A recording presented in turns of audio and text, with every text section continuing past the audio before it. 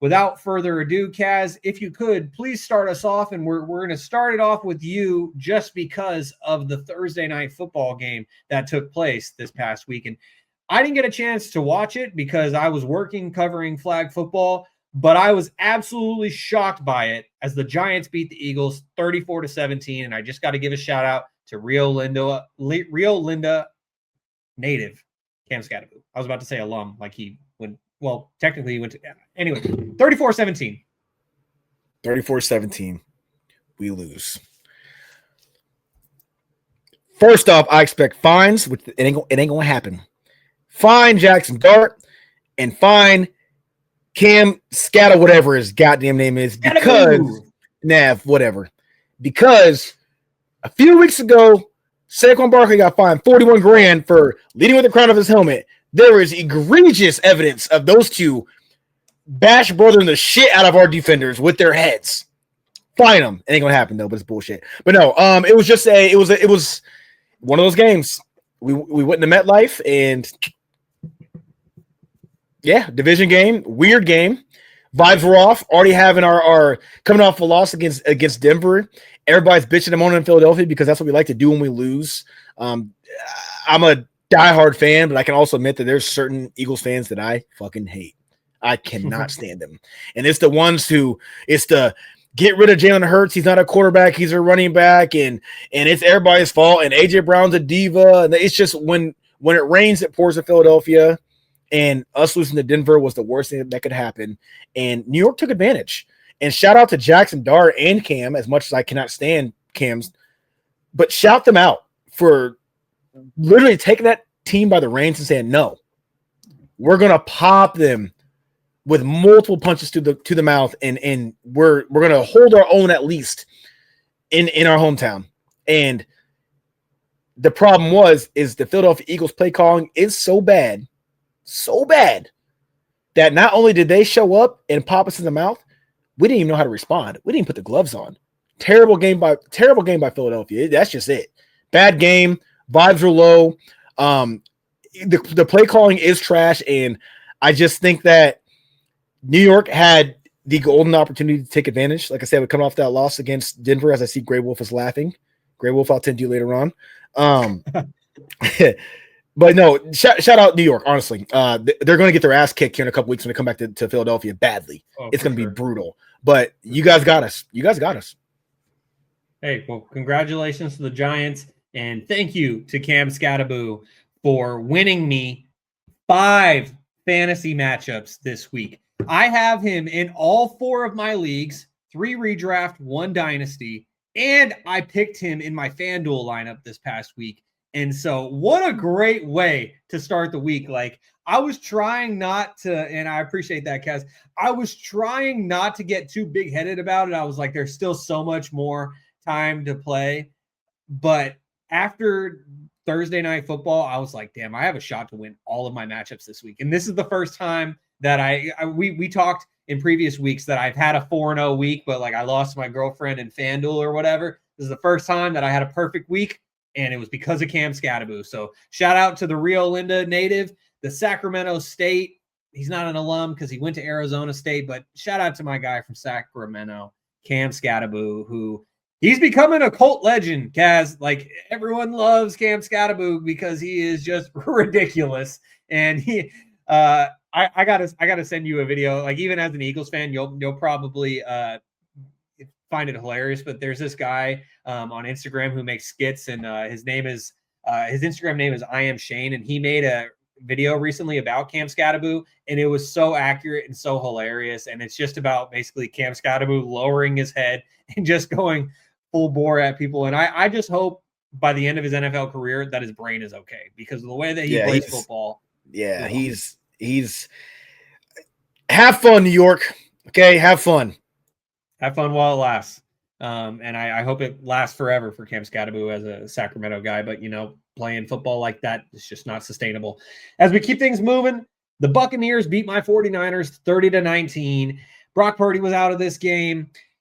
Ricky Pearsall was still out in this game. And Baker Mayfield showed why he is a legitimate MVP candidate as the Buccaneers win 30-19. But the storyline for me coming out of this game is the loss of Fred Warner for the 49ers as he fractured his ankle and he is going to be out for the rest of the season, had to be carted off the field. And this was just absolutely devastating. For a 49ers fan, the Raider fans are so beat down because like their team just sucks. For the 49ers, we just can't stay healthy. I don't like this is what I'll say about it. And this is how I felt with the Fred Warner injury, because I had a friend text me and say, like, what did you guys do to piss off the football gods? Because you guys are cursed. And I have an explanation. It's Eddie DeBartolo, the former 49ers owner, who circumvented the salary cap back in the 80s and 90s. He did a bunch of under the table deals. The 49ers went on to win 5 Super Bowls over a 15-year span. But now we are paying the price for it. And the football gods have cursed us, because not only have I seen my team lose 3 Super Bowls, but these injuries just don't stop. And it's not just injuries to the 52nd and 53rd players, but it's to the best players on the team. Nick Bosa, Fred Warner, Brock Purdy's in and out. It just never ends for the 49ers. And it's just so heartbreaking because Fred Warner was the heart and soul and is the heart and soul of this team. And he will no longer be on the field for the Niners this year. And this is following last season where he had broken bones in his foot that he played through amid an injury-riddled season. And now he's going to be out for the rest of the year. And it genuinely makes me sad. So I'm going to keep things moving before I get too emotional. Kaz, the next game that preceded 49ers and Buccaneers was in London. I don't know if you woke up early to watch this game. I did not, but the Broncos snuck by the Jets 13-11. And hell yeah, I was up. I train kids like 8 a.m. every Sunday, so I'm up watching. Yeah, I mean, sloppy, slow, weird, boring. Just not a whole lot to say about it, man. The Jets are not a good team, the worst team in the league right now, and Denver is. They did what a good teams are supposed to do. Denver's a good team. You're gonna have those games where they're shitty. You got to find a way. I like the opposite of Dallas. I like teams that find a way to win those ugly games. Just like the team's off. You're not doing what you did the previous week. You're playing against a dog shit opponent, and you still find a way. Those wins are so important. So important, which is why I think Denver is going to be a force to reckon with. I think they're going to be in contention for that division for sure. And I'm not saying that I think they're going to win, but I think they're going to be. Yeah, I think it'll come down to all 3 of those teams in the AFC West: Denver, Kansas City, obviously, and LA. I think it's going to come down to those final weeks, honestly. So, yeah, Denver. I mean, that's a big win. You needed that. You just beat my Eagles. You know what I'm saying? And then just to follow up and to go across the pond. And you play against a Jets team that is not good, but at the same time, you guys are in London, it's different. And it's just, if you know the NFL, you guys know what I'm talking about. It's just different. And you went in there and it looked different. If that game was in Denver or if that game was in New York, that's probably a 2-score win by Denver. It's, a comfortable, 28 to 14 game or something weird like that, if not worse than that. So yeah, just a grinder. Things weren't clicking in Denver, but good teams find a way to win. They're very well coached. They have a guy who's won a Super Bowl. They have a guy who's supposed to come in there and reshape that team. And I think they got lucky getting a guy like Bo Nix, who I hated on last year, and he has all my respect now. Denver has. And obviously, like Grey Wolf just said, their defense carried the amazing defense. But Denver they have solidified studs on that team. I don't know how well it's going to fare in the playoffs. That's their next step, is to get to the playoffs and win some games there. But they have a team that they got guys that can close out these gritty games, and they have a defense. Shout out Surtain, he played out of his fucking mind that game, dude. Lockdown Garrett. I'm talking, if you watch the replay of every matchup between him and Garrett, I watched the entire game. Dude, lockdown Garrett Wilson badly. I'm like, it made him look like JJ Arcega-Whiteside, who was, if you guys don't know, that was the guy that the Eagles took over DK Metcalf in the draft. Don't ask. So yeah, it was a good game by Denver's defense. And just good teams like that, they find ways to win. So Denver, they did their job. Honestly, they did their job. Yeah, and a game that we kind of alluded to earlier when we were talking about AFC contenders, the Steelers beat the Browns 23-9. And this was the Dylan Gabriel game where he was able to make his debut as a starter, at least, after Joe Flacco was traded within the division to the Bengals. And that was something that Mike Tomlin said after the game, like, man, like this is seems like a head scratching move. I don't know. Maybe Andrew Berry is just a lot more smarter than all of us, because I don't understand why you would decide to trade a guy who you deemed worthy of being your opening day starter and then trade him within the division. That's a great point by Mike Tomlin, and I'm glad that he voiced his displeasure on that. But Steelers are looking good. We talked earlier about their defense between obviously TJ Watt, but then you have Jalen Ramsey out there making plays, and not only making plays as a quarterback, but also he had 2 sacks in this game, and that was pretty cool as well for him, considering who he was also playing in a game with TJ Watt and Myles Garrett. But as you said earlier, when we were talking about contenders, Kaz, DK Metcalf is looking good. These numbers don't pop out, but 4 receptions, 95 yards, and a touchdown. That's a solid stat line right there. Aaron Rodgers, 21-30, 235 yards, 2 touchdowns. Steelers are looking like they're headed to the playoffs because they are going to win this division by default. And that's not a slight to the Steelers because they've looked good so far, but they're going to cruise to a division title. It's just a matter of what they will do when the playoffs come, because I'm still picking a team like the Chiefs over the Steelers if they were to match up in the playoffs again. So we will see when that time comes.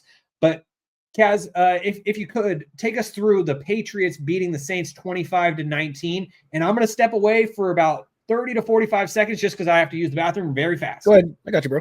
Thank you. I appreciate it. So Patriots beating the Saints. I did say when I did my predictions that I asked a rhetorical question. I said, are the Saints real? And I said, no, they're not. They're not real. It was a good win for the Patriots on the road. Winning on the road, no matter how good your team is hard. Very, very difficult.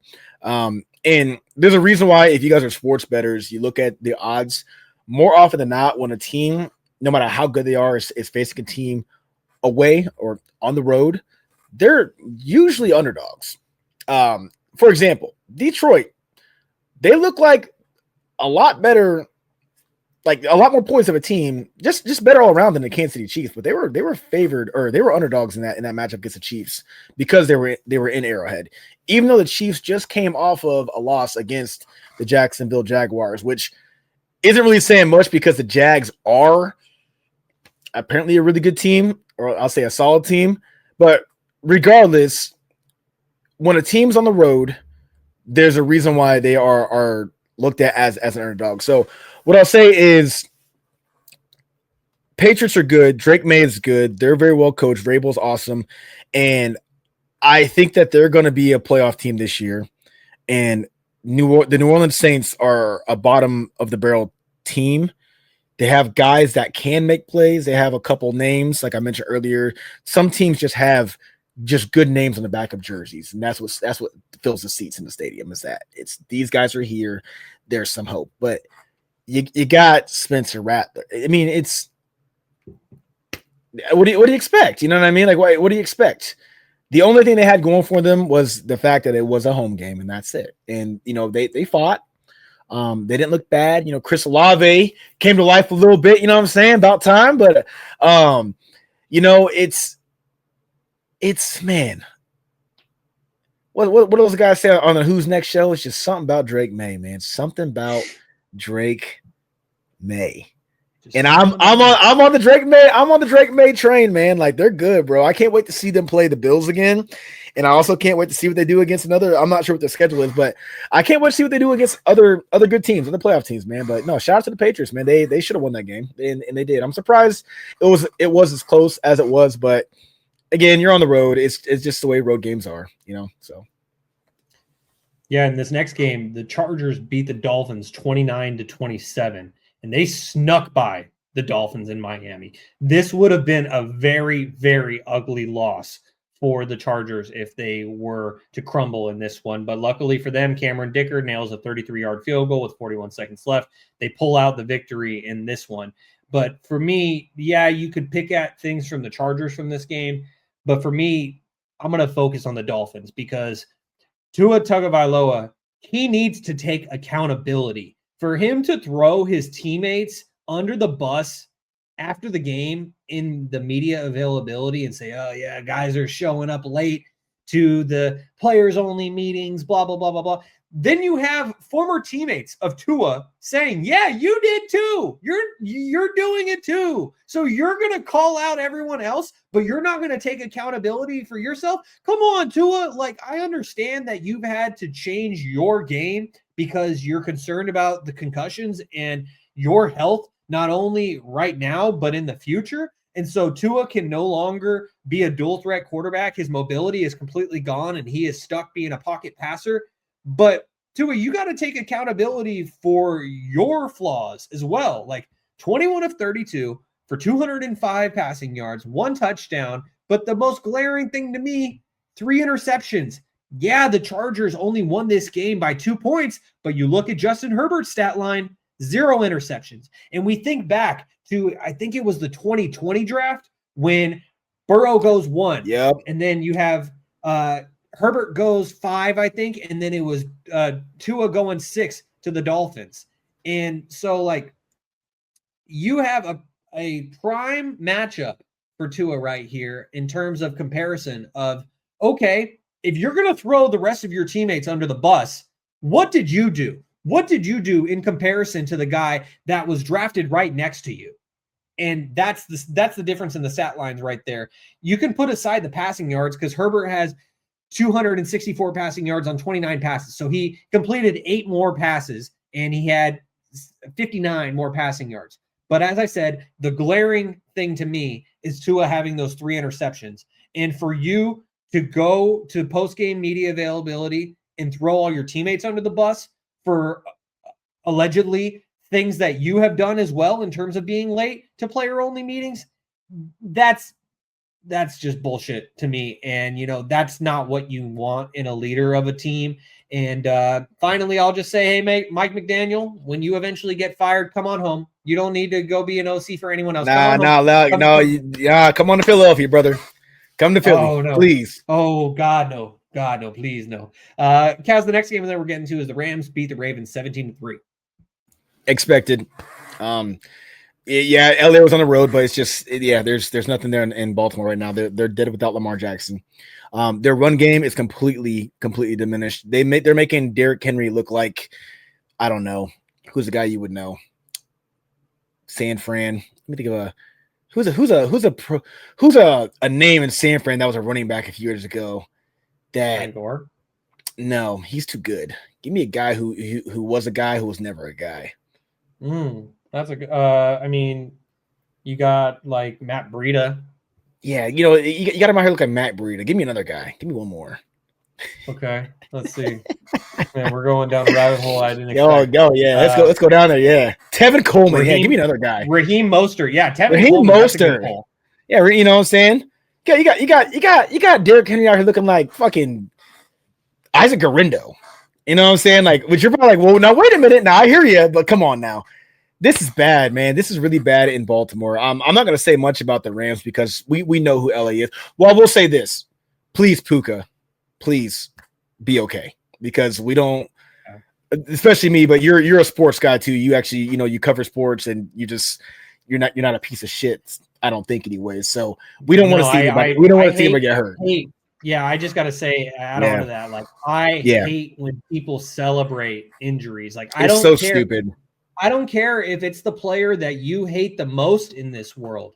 You do not cheer when guys get hurt. I think it's one of the most pathetic things. So yeah, no, I've been dragging Dak Prescott since 2016, and when he broke his ankle, I remember tweeting, "No, I don't want this," because that ruins the fun for me. It's fun when you beat teams at their best, not when you beat them up when they're down. And I just hope that he's too fun of a player to watch. He's one of the top receivers. He's going to finish as a top 5 receiver in the league this year, if he's healthy. And Did they announce the status of his injury yet? I haven't looked up. I haven't seen it if they did.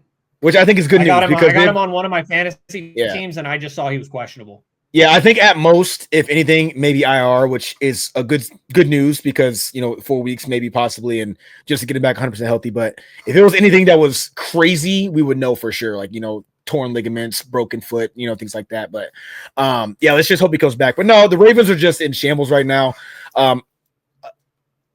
If they didn't win the last couple seasons because of Lamar Jackson, let's just call it what it is, dude, Harbaugh would be on the hot seat. And the fact that you can't figure out a way to get that offense going, it's not like you have the worst offense in the league. You have Derrick Henry.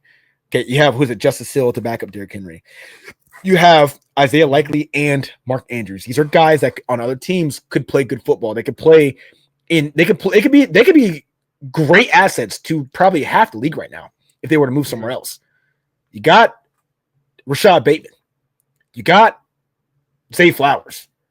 You don't need to have this prolific, receiving core and this prolific running back like we in Philadelphia are fortunate to have, and you guys have also had those in recent years too.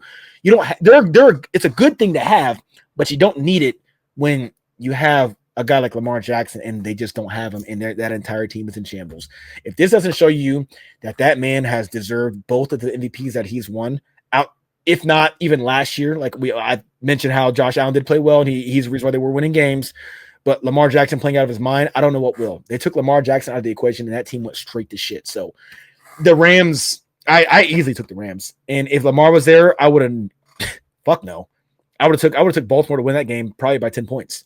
So just shitty, man. I feel bad for the Ravens fans. I feel bad for the Ravens, and I definitely feel bad for Lamar and Derrick Henry. I think Derrick Henry's he's at that point now, man, where he might have another year or two in him, and we got to say goodbye to the King. So a wasted few games is not good for Derrick Henry and Derrick Henry fans, and hopefully they figure it out soon. Yeah, I completely agree. I was a guy saying at the beginning of the season, despite his fumble issues, that he's still an elite running back in his early 30s. And I have a friend who I've gone back and forth with where that friend's telling me like, oh, he's so washed. And that friend started texting me like after each game that Derrick Henry had like a pedestrian stat line. And I'm like, look at what's around him right now. Like context matters. It's as you said, like Derrick Henry is like turning into Matt Breida, Raheem Mostert, whatever mid running back you want to throw in there. Like, because coming off of damn near a 2,000 yard season, by the way, coming off a 2,000 yard season healthy. And this is what you see. Exactly. And so it context matters, and what's around him certainly matters as well. And so I think you bring up a great point that maybe the Ravens need to just start being sellers right now. And if they don't, then a guy like Derrick Henry is just going to waste away the remainder of his career, which would be a shame. As we keep things moving here on episode 162 of Stats Over Politics, Shaun Holger alongside Kaz Johnson and Just Casually. Uncle Manny, we appreciate you tapping in on YouTube. As he says, the 49ers will make the playoffs with that schedule, even with the injuries. For the Cowboys, it's getting ugly without a defense. Yeah. Hey, Uncle Manny is one of the Cowboys fans who actually tells it like it is and knows the reality for what it is. And so we appreciate Sorry, Uncle Manny. I know you don't know me, but yeah, I will continue to slander your Cowboys because I have to. You see what's on my hat. I have to. It's in my blood.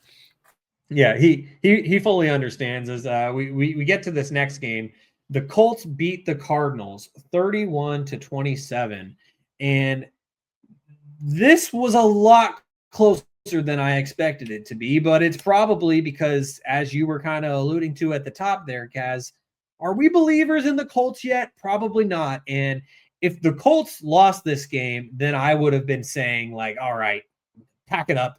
It was a nice story for the first 5 weeks, but they're not legit. They get the win, but I mean, ultimately, they beat Jacoby Brissett, who, give him credit, he had a hell of a game. 27-44, 320 passing yards, 2 touchdowns, and an interception. I mean, that was a way better stat line than Indiana Jones had in this game. But luckily for the Colts, Jonathan Taylor continued to do Jonathan Taylor things with 21 carries for 123 yards and a touchdown. So the Colts moved to 5-1. They are tied for the best record in the NFL, along with the Tampa Bay Buccaneers. So that's quite interesting. As Kaz, the Seahawks beat the Jaguars 20-12. Yeah, I'm proud of my pick on that. By the way, my weekly, I went 12-3 this week. By the way, I didn't. You've been dominating. I'm in I second. popped You've been off. dominating. I popped off this week. I picked them to win, man. I was like, yeah, come on, bro. Jacksonville, just from what I've seen so far, again, I gave Trevor his flowers for now. We'll see how long those flowers stay, bright and luscious and full of life. Okay. Because I'm not a 100% believer in him yet. But Jacksonville is still kind of like figuring out, okay, are we good? Are we not? Are we good? Are we not? Because you're seeing some flaws.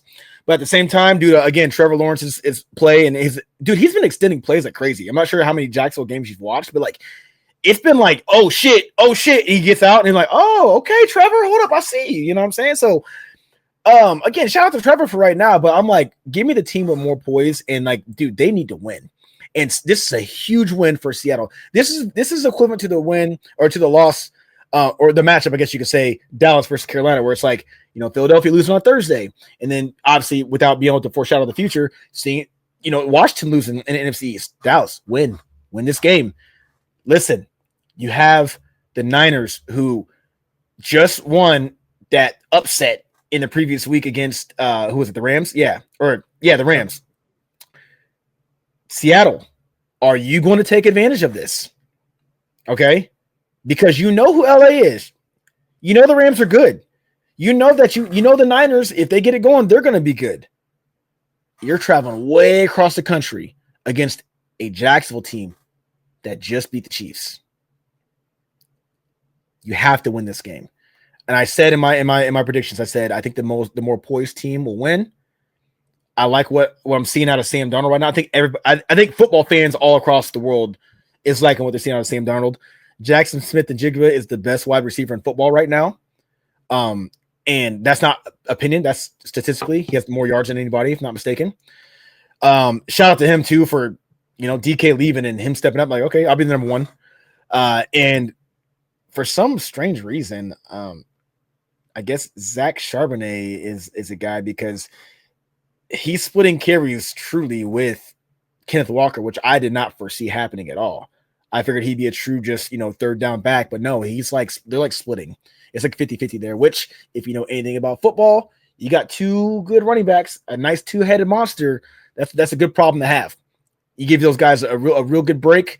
One guy can go in and take over and the other guy can rest or vice versa. That's awesome while your quarterback's playing out of his mind. So yeah, Seattle winning that game,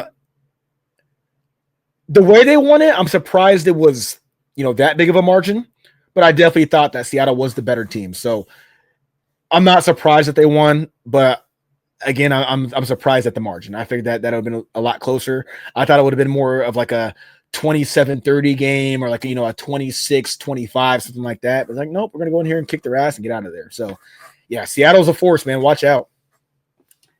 Yeah, I've been a believer in the Jaguars ever since I saw them beat my 49ers, and maybe it was a little biased for me picking against the Seahawks, but I was wrong on that one. And so kudos to you for that, as I follow another game behind you in the Stats Over Politics pick'em that you have been leading, I think, the entire season so far. So kudos to you for that.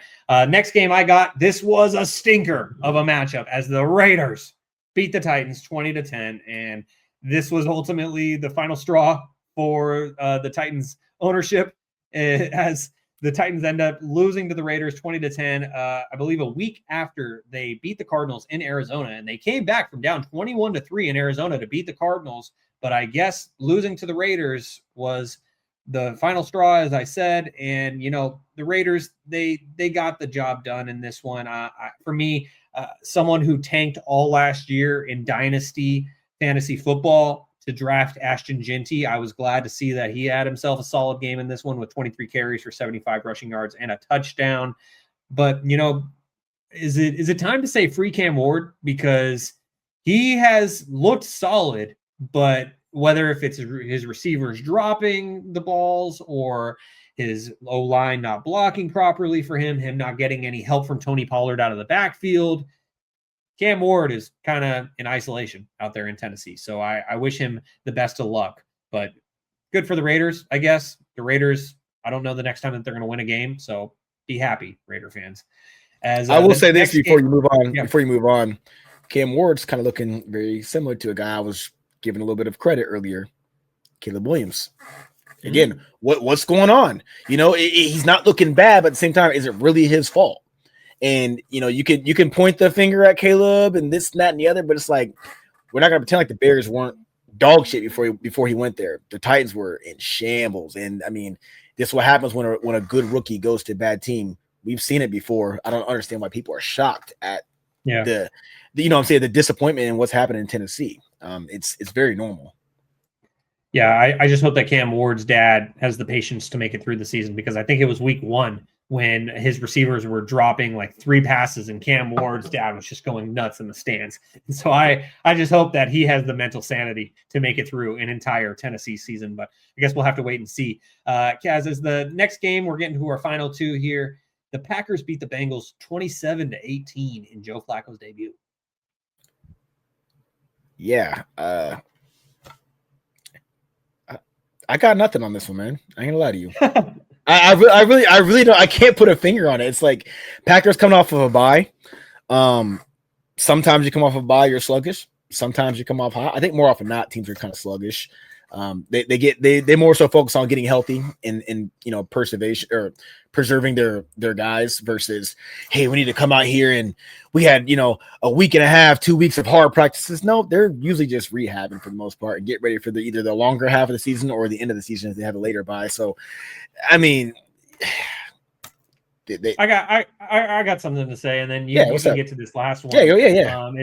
I was glad to see Jamar Chase finally. Oh my God! This game, 10 receptions, 94 yards, and a touchdown. He probably said, "God bless you, thank you, Joe Flacco." No, thank whoever the hell it was that mocked him. That's why whoever mocked him, I was like, "Oh shit, here we go." You just grittied on him. I go, "There's no fucking way he's not gonna get." Dude, almost immediately. I think it was the next drive. Just bam, hit Chase. And he went ahead and did his gritty. I'm like, okay, yeah. We needed to see that. Because Jamar Chase owners are, man, I feel bad for y'all, man. If you got Jamar Chase, Lord have mercy, bro. God, I mean.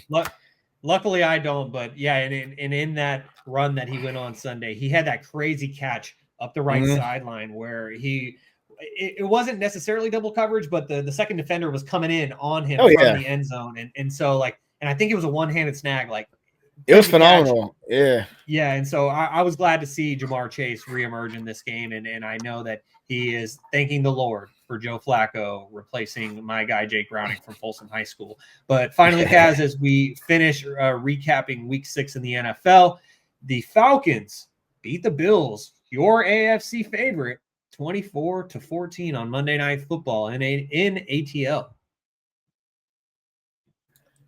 Oh, well, I mean, I think we all picked the Bills to win that game. But actually, no. I think there was one person who picked the Falcons.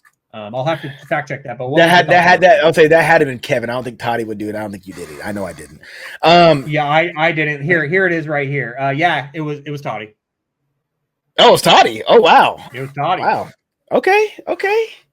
Toddy loves his young college guys, the Penixes and the Drake Mays and the Caleb Williams and the Shadors. He loves those guys, but I mean, shit, man. I talked about it earlier. What happens when you got a good run game? What happens? Bijan went off. Yeah, he did. Oh, they had no answer for Bijan. Two of my fantasy teams were grateful for that. And you want to know who didn't have a good run game? The Buffalo Bills. How do I know? Because I needed just a nice little 17-point game out of James Cook. Not even close. I needed a James Cook game. A little something. Not even close. Josh Allen also, I think he only rushed for maybe 25 yards. If I after the game was kind of out of touch. Well, out of reach for my eyes. I was like, okay, I'm kind of shutting it off. But I had some money on it. I figured Josh would have scored. I figured that, James Cook would have had a nice, 100 all-purpose yard game. And it went the Falcons' way, man. And because of one guy only. Actually, no. One guy and one side of the ball. Their defense played well. Their defense actually played really well, and their run game was awesome. Dallas Cowboys. Take notes. Take notes. I'll say it again. Their defense played well, and their run game was awesome. And that made Michael Penix's life a lot easier, taking the stress off the quarterback.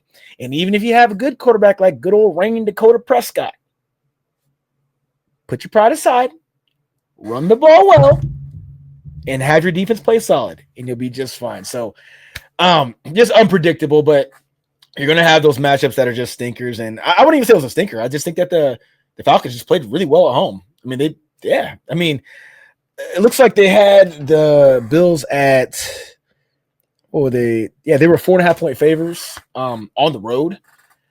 Mm-hmm. I think it would have been safe to put them at 3.5, but 4.5-point favors on the road. I mean, it just comes to show how good that Bills team actually is and how good they're supposed to be. But that run game, man, Bijan all day. That's it. Bijan Robinson. That's my take. Yeah, Bijan nearly topped what Rico Dowdle did because Rico had those 239 all-purpose yards. Bijan had 238. So, shame on him. He fell a yard short of what Rico did. But, absolutely nuts. As I said, 2 of my fantasy teams really appreciated the contribution of Bijan Robinson with those 19 carries for 170 yards and a touchdown. And then, sprinkle in, as Toddy would say, 6 receptions for 68 yards. And one other thing that should be mentioned, Michael Penix played well in this game, but a big reason why he did is because of Drake London. This guy from USC. 10 receptions, 158 yards, and a touchdown. And he nearly had 2 touchdowns if he was able to score there at the end of the first half, where he finished inches short. And this game could have actually ended up being a blowout if he scores there, because then let's just throw in the touchdown, because they bypassed the field goal to go for that touchdown. And so the final score could have been 27-14 or 31-14. And I can't figure out this Falcons team. I just cannot figure them out right now. But I guess we'll have to wait and see, because I still can't figure them out. Yeah, we'll give it some time. They're gonna be like the Colts, where it's like, their identity is just still is kind of being masked right now. But we'll find out soon. I'll give it about 2 more weeks. But I will say this: just picture being the fantasy owner, because it's definitely possible, and I know someone who's done it, who owned Bijan Robinson, DeAndre Swift, and Rico Dowdle, and started all 3. Picture being that guy. Well, I had a similar combination. I had Bijan, Cam Skattebo, and Devon Achane. I got like 90 points from the 3 of them. Yeah, bro, that's crazy, man. I had Swift on my bench, and I had Rico Dowdle on my bench, because I had Ashton Genty, and I had James Cook. No, not James Cook. Because I traded my wide receiver 1 for Genty to someone before the season started. So I had Genty and Cook, and I can't remember who my flex was. I went with Rashad White, who played well. He played well, but he didn't do what Rico Dowdle did or what DeAndre Swift did. Yeah, so. that is painful. And Kaz, I don't know why we haven't done this yet, but we got to get you in the Stats Over Politics. Yeah, man, I love, bro. I'm a gambler, and I'm a fantasy guy, bro. I'm usually in 6 leagues a year, and I'm only in 4 this year. I dropped out of 2, so I'm definitely open for whatever. All right, well, we'll get that quota back up to at least 5 next year and get you in the SOP Fantasy League. But final